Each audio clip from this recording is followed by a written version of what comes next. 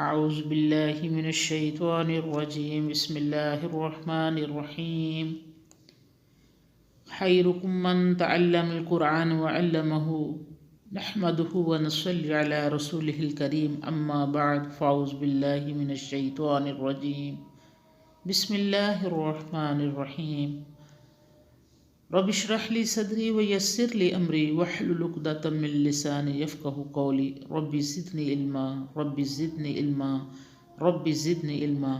آج انشاءاللہ ہم سورہ البقرہ کی آیات نمبر 238، 239، 240، 241، 242 اور 243، 244 اور 245 کا ترجمہ اور تفسیر پڑھیں گے۔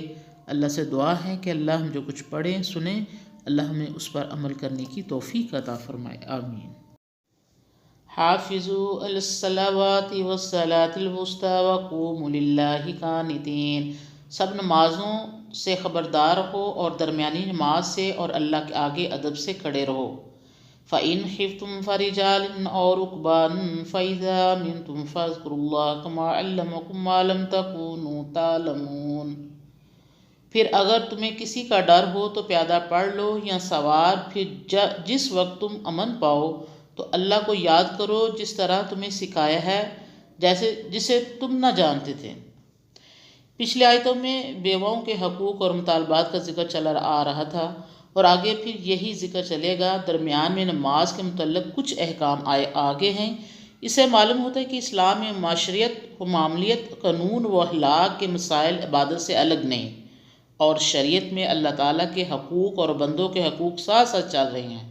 طلاق کے حکموں میں نماز حکم بیان فرمانے کی یہ وجہ بھی ہو سکتی ہے کہ انسان دنیا کے معاملات اور باہمی جھگڑوں میں پڑ کر کہیں اللہ تعالیٰ کی عبادت کو نہ بھلا دے۔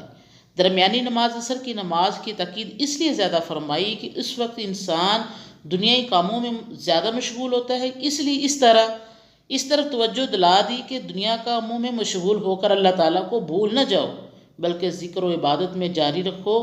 یہاں خوف اور امن کے اوقات میں نماز کے احکام بھی بتا دیے گئے ہیں۔ اگر لڑائی اور دشمن سے خوف کا وقت ہو تو پیادہ یا سواری پر اشارے سے نماز پڑھ لینا چاہیے۔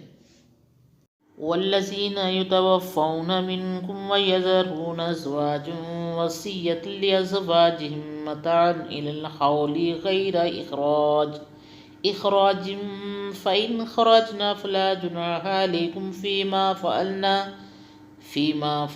فی انفسہن من معروف واللہ عزیز حکیم۔ اور جو لوگ تم میں سے مر جائیں اور اپنی عورتیں چھوڑ جائیں تو وہ اپنی عورتوں کے لیے وصیت کر دیں 1 برس تک خرچ دینا گھر سے نکالے بغیر۔ پھر اگر وہ عورتیں آپ نکل جائیں تو تم پر کچھ گناہ نہیں اس میں کہ وہ اپنے حق میں بھلی بات کریں، اور اللہ زبردست ہے، حکمت والا۔ وَلِلْمُطَلَّقَاتِ مَتَاعٌ بِالْمَعْرُوفِ حَقًّا عَلَى الْمُتَّقِينَ۔ اور طلاق دی ہوئی عورتوں کے لیے قاعدے کے موافق خرچ دینا پرہیزگاروں پر لازم ہے۔ كَذَلِكَ يُبَيِّنُ اللَّهُ لَكُمْ آيَاتِهِ لَعَلَّكُمْ تَعْقِلُونَ۔ اسی طرح اللہ تمہارے لیے اپنی آیات بیان کرتا ہے تاکہ تم سمجھ لو۔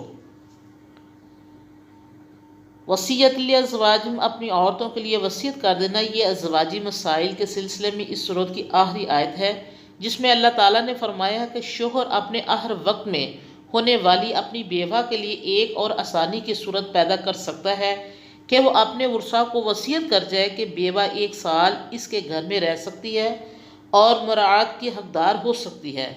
عورت کو طلاق دی جائے یا وہ قضاء الہی سے بیوہ ہو جائے، مہر مقرر ہو چکا ہو یا نکاح کے وقت مہر کی صراحت نہ ہوئی ہو، ہر حال میں اسلام حسن سلوک، عفو درگزر اور نیکی کی تعلیم دیتا ہے۔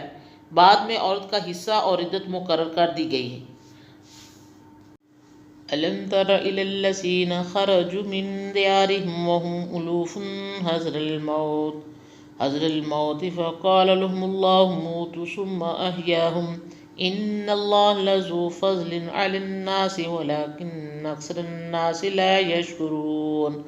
کیا تو نے ان لوگوں کو نہیں دیکھا جو اپنے گھروں سے نکلے موت کے ڈر سے، حالانکہ وہ ہزاروں تھے، پھر اللہ نے انہیں فرمایا کہ مر جاؤ، پھر انہیں زندہ کر دیا، بے شک اللہ لوگوں پر فضل کرنے والا ہے، اور لیکن اکثر لوگ شکر نہیں کرتے۔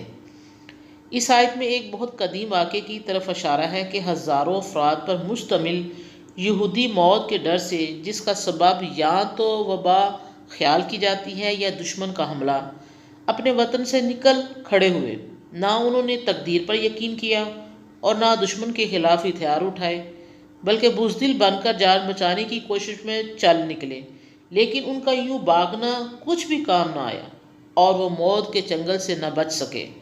7 دن کے بعد اللہ تعالیٰ کے ایک پیغمبر نے دعا کی اور وہ دوبارہ زندہ ہو گئے، تاکہ آئندہ کے لیے وہ توبہ کریں اور معلوم کر لیں کہ موت اور حیات کا رشتہ کسی اور بلاتر ہستی کے ہاتھ میں ہے۔ اللہ تعالیٰ انسان پر فضل و کرم کرتا ہے، انسان اس کے احسانات کا شمار بھی نہیں کر سکتا، اسے ہر دم اللہ کریم کا شکر گزار ہونا چاہیے۔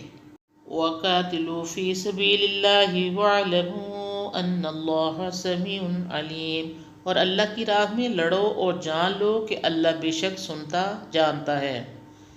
مَنْ ذَا الَّذِي يُقْرِضُ اللَّهَ قَرْضًا حَسَنًا فَيُضَاعِفَهُ لَهُ أَضْعَافًا كَثِيرَةً وَاللَّهُ يَقْبِضُ وَيَبْسُطُ وَإِلَيْهِ تُرْجَعُونَ، اور کون شخص ہے جو اللہ کو اچھا قرض دے، پھر اللہ اسے کئی گنا کر دے، اور اللہ ہی تنگی کرتا ہے اور وہی کشائش کرتا ہے، اور اسی کی طرف تم لوٹائے جاؤ گے۔ پچھلی آیت میں اللہ تعالیٰ نے ایک قوم کا ذکر کر کے یہ واضح کر دیا تھا کہ زندگی اور موت کا اختیار صرف اللہ تعالیٰ کے ہاتھ میں ہے، اس لیے دشمن کے خوف سے بھاگنا نہیں چاہیے۔ اب صریح طور پر جہاد کا حکم ہے کہ دین حق کی راہ میں اس کے دشمنوں سے جنگ کرو۔ جہاد کے لیے جنگ کے سامان، آلات، ہتھیار اور دیگر اشیاء کی ضرورت ہوتی ہے، اس لیے اللہ تعالیٰ نے ان لوگوں کو جو صاحب استطاعت ہے یہ حکم دیا کہ تم دل کھول کر مال خرچ کرو، تمہاری اس قربانی کو اللہ تعالیٰ کئی گنا کر کے واپس کرے گا۔ تم ہرگز یہ نہ سمجھو کہ روپیہ خرچ کرنے سے غریب ہو جاؤ گے۔ وآخر دعوانا ان الحمد للہ رب العالمین۔ سبحان ربک رب العزت عما یصفون والسلام علی المرسلین والحمد للہ رب العالمین۔